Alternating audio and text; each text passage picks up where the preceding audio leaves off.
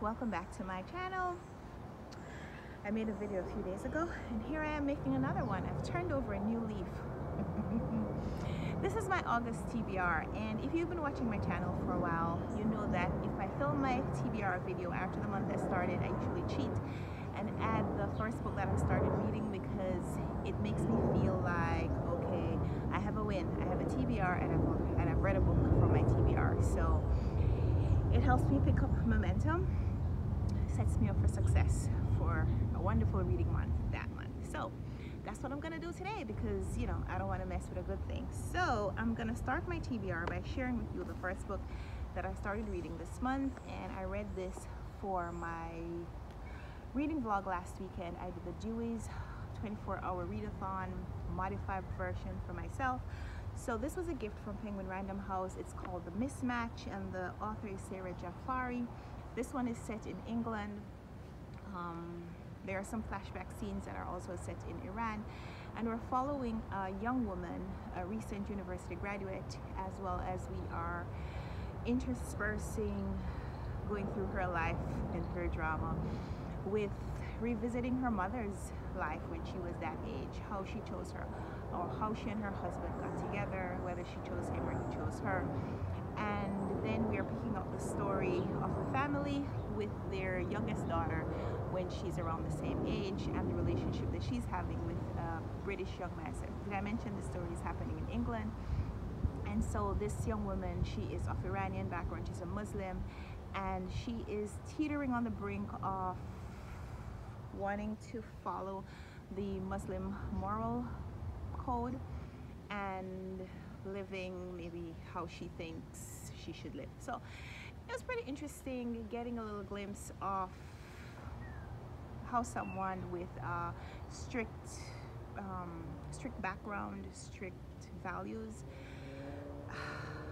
how they kind of adjust to modern, maybe what we're considering modern Western way of behaving.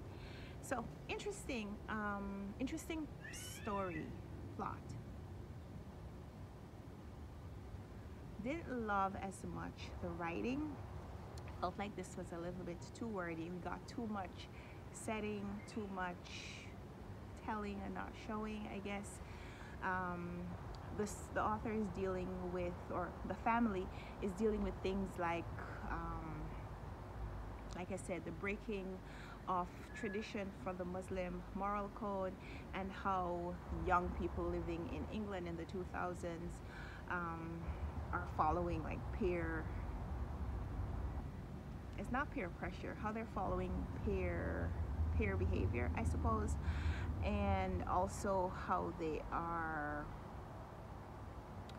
dealing with other social issues like abuse, domestic violence, domestic abuse, and addiction, and social media pressure, all of that. So it's a pretty interesting story. I would recommend it if you are looking for like a really light introduction to Muslim stories. I'm hearing a baby, and so sorry, pardon me, I'm hearing a baby cry, and not cry so much as complain, and because my baby is with me, I'm wondering if it's her. So that's why there was that little break in concentration. But my baby is sleeping and I would hear her if she cried. So yeah, The Mismatch by Sarah Jafari. Like I'm saying, I would recommend this for someone who wants a light introduction to stories about Iran, because I don't think there are a lot of stories that are mainstream, not translated, but kind of giving you the story of someone of Iranian descent living in this time. So yeah, that was my first book that was on my TBR, and I read it so I could tell you about it. The others, not going to be able to go so much into detail, but I do want to tell you about the books for the RunwrightReads Book Club for this month. We are reading Grenada.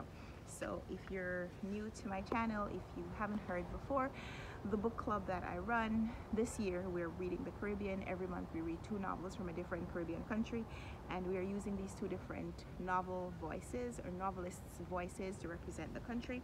So in August we're reading Grenada, and the authors we have chosen to represent Grenada are Cindy Mackenzie, and her novel is Force Ride, and Operation Desert Rat, and this author is Kamal Barnett, and both of these are set in the 1970s, 80s in Grenada.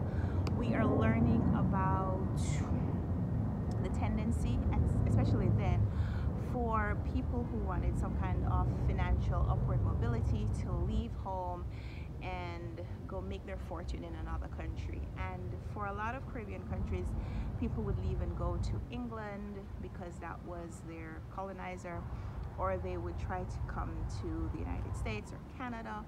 But some people maybe wanted to stay a little closer to home, and so they stayed in the Caribbean region, and so they would go to another Caribbean country where they could get jobs and hopefully make, especially countries where the currency equivalent would be a little higher, so they would be able to make money and be able to send back home to look after their children or look after the rest of the family. So this is at the forefront of this story, Force Ride. We are seeing this little girl and her brother are left in the care of family members and then later family friends, and the abuse that they endure because their mother and then later their father are not physically present in their lives and are not there to take care of them. So there is emotional abuse and physical violence and sexual abuse, and it's a very hard story to read. I read this one in June, and I'm going to be rereading it this month for the book club. But I really like how the author presents the story of Grenada at this period in time, how it is being seen by someone who is young and vulnerable and hopeful, but also not getting a lot to hope for. And I love that, but it also touched on a little bit of Grenadian politics that she didn't really go into detail. Like, she talked a little bit about the Rastafarian movement, how it was growing, but also how Rastafarian people were being persecuted because of their non-mainstream beliefs. And so she mentioned a little bit about that, as well as the political coup that happened in the 1980s, but we didn't get a lot of detail about that. So we're also reading Operation Desert Rat by Kamal Barnett, and this one focuses on that Grenadian political coup and the United States response to it. In 1983, President Reagan sent in US troops to kind of help liberate Grenada from the political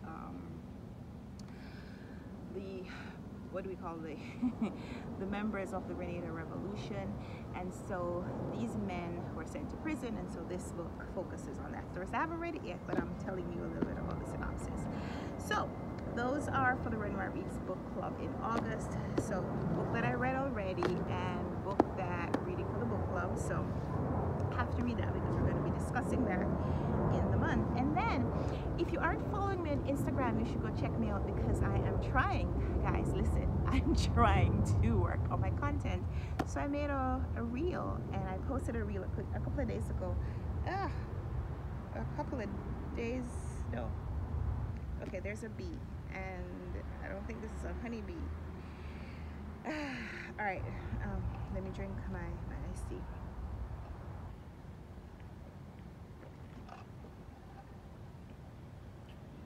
Okay, this is 30 ounces. Oh, it's not 30 ounces. The cup is 30 ounces, 30 ounce capacity, but it's about halfway full.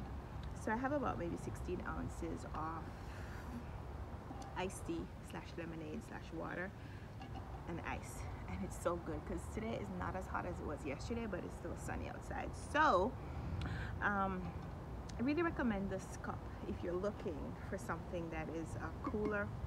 It has these double walls. It's a double wall thermos, and it came with a metal straw that I could use for cold drinks, but I took it out to wash it and I don't know where it is.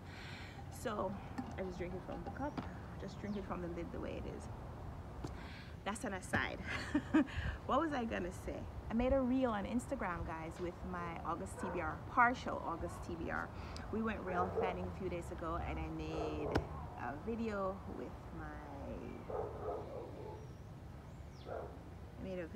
the trains in some of my August TBR books. So go check me out on Instagram if you haven't already followed me there. It's Karen_RunwrightReads. So, oh, I forgot, I have another book.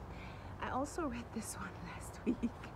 Okay, so this video is all over the place, but Courage to Soar is Simone Biles' memoir. She published this one after the Olympics in Rio, and it was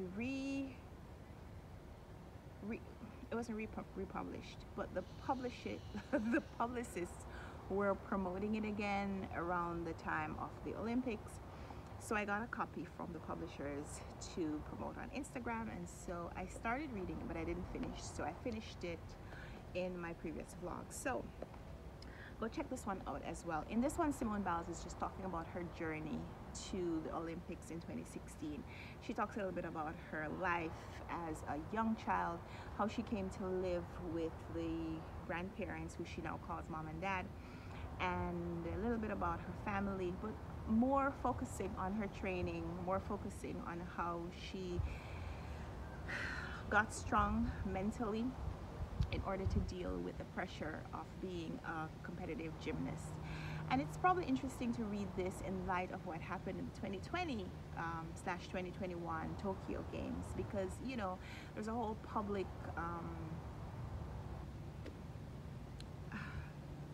I don't know what to say, because it wasn't a lack of strength. This was someone standing up for themselves.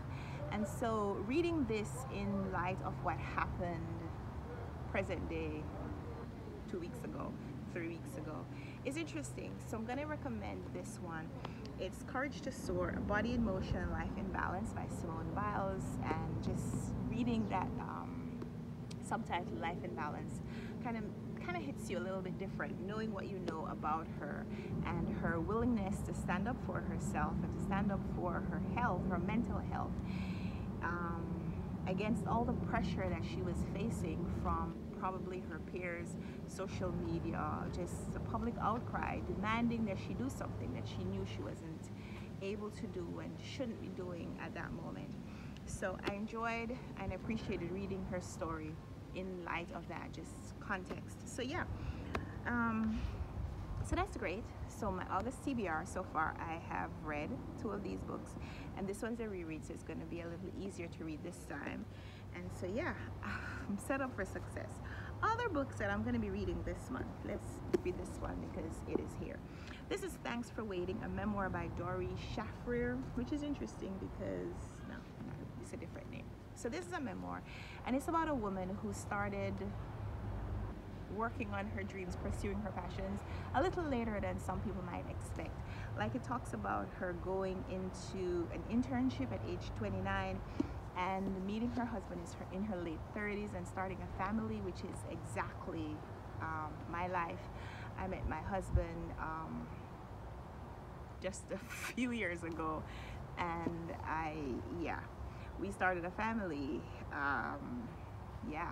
around that same time. So not the same time that we met, I mean the same time as this author. Because I don't talk about my age here. I guess I should. I mean, I don't know how old you guys think I am. Let me know in the comments. It'll be interesting to hear, because I used to think that I looked a lot younger than I am, but the last few years have been real. Tell me in the comments how old you think I am. I don't really talk about my age publicly. I'm not hiding from it. I'm not pretending to be younger than I am. I used to, but I don't do that anymore. But I'd like to know what you guys think, how old you guys are, what you guys think my age is. Let me know in the comments. I promise I won't be mad. Don't tell me that you think I look 25, because I know I don't look 25, but just kind of comparing me to other people who are on here who tell you their age. How old do you think I am? Thanks for Waiting is a fantastic sounding memoir. I got this one from the publishers as well.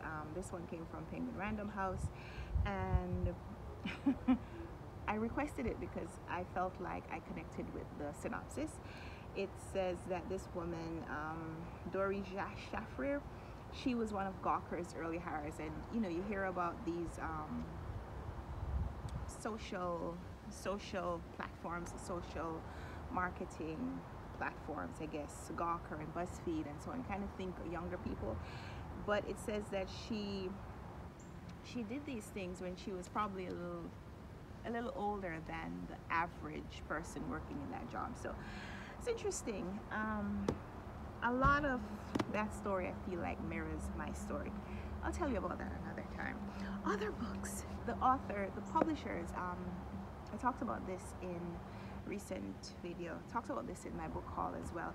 Vintage Publishers in England sent me a copy of this book, The Mermaid of Black Conch by Monique Rothey. This is fictional, set in the Caribbean, a fictional island of, or fictional place called, the island of Black Conch.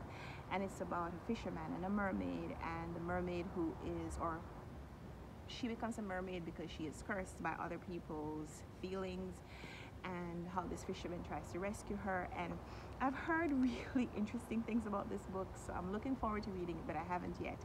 And it seems like it's going to be a pretty short read. It's only about 240 pages. So thanks to Vintage for sending me a copy of this 2020 Costa Book Award winner, and love this cover. And yeah, other books, also mentioned this in my recent book haul. This is Passing by Nella Larson, another gift from the publishers. This one came from Penguin Random House. This is a re-release of a story that is so familiar to us these days. Britt Bennett talked about it in her novel The Vanishing Half. But we've heard about this story of people trying to change their representation of their, change their identity, not just changing their gender identity or their sexual identity. These are people now who are trying to change their racial identity. And that's interesting because if we, you know, based on just how we understand race, is it possible to change your race? Like, if on forms you are asked how you identify, not necessarily your ethnic background, you could identify any way you choose, right? So I'm really interested to read this book. I've heard really great things, and looking forward to sharing it with you when I read it. This is Passing by Nella Larson. This one was a gift, a giveaway that I won on, no, let me not say it that way. On Instagram, one of my friends called Stephen, his Instagram profile is Read Stephen Read. He hosted a giveaway where he said that he would pay for a book from your wish list if you won, and I won. And so he picked a book from my wish list and sent it to me. And this was on my wish list just because I saw the cover, and I think I heard someone say it was a really great read, but I didn't really know too much about it. But this one is about two people, a black man and a black woman, falling in love. And at first when I saw it, I thought it was going to be a gay novel, a gay story, but I don't think it is. I think these are heterosexual people. It says, in a crowded London pub, two young people meet. Both are black British, both won scholarships to private schools where they struggle to belong. Both are now artists. He a photographer, she a dancer. Both are trying to make their mark in a world that by turn celebrates and rejects them. So I don't know too much about this story, and I want to keep it that way. This is a British Ghanaian author living in England, and he's also, well, he's a writer and a photographer. So I think this book maybe celebrates the two parts of his identity. So I'm looking forward to checking that out for myself this time. And this book has been on my TBR for so long, and I haven't read it yet. So I'm really hoping to pick it up this month. This is How Beautiful We Were in Bolo Bui, and this one is set in fictional African village of Kosawa, and it's talking about the impact of American oil exploration in Africa. And it's a story that I'm interested in reading more about and exploring more about, albeit in a fictional way. But you know, as we kind of think about climate change, and just in light of some of the things that have happened in the last couple of days, the last few days where we've had like really hot temperatures, and what they are saying is the hottest July on record. July just passed being the hottest July on record. That like blows my mind because I don't like heat. And you know, yesterday there was another earthquake in Haiti, and I remember in 2010 they said that the earthquake in Haiti shouldn't have happened because Haiti is not on a fault line, but for there to have been another catastrophic earthquake just 11 years later, we really have to start thinking about what we're doing to the planet and what we can do to reverse what we have done to the planet. And you know, just individually thinking about reducing our own footprint, trying something, trying anything to try to undo the damage that we have done. So maybe just kind of thinking about that is making me want to read this book even more. How beautiful we were in Bolivar. So hoping to get to that and these in August. I also have a passage to India. Oh, did I mention this was a gift from Penguin Random House, as was this one. A Passage to India by E.M. Forster. This is a re-release. E.M. Forster is a very well-known author. It says Forster was nominated for the Nobel Prize in Literature in 17 different years. And as far as I know, I don't think E.M. Forster is a Nobel Prize winner, Nobel Prize laureate. So I don't know that story. I'm going to think about, I'm going to read, you know, kind of do a little bit of research on that as well. But I have read A Room with a View. Didn't I? Yeah, I read A Room with a View a few years ago. That is probably E.M. Forster's most well-known novel, I think. This one is a little bit off the reverse colonial visit, or is it the colonial visit? This is a woman going to India to find out what India, the real India, is like, and kind of moving away from the tourist,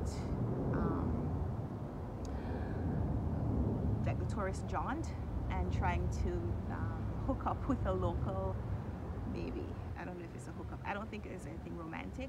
It's probably just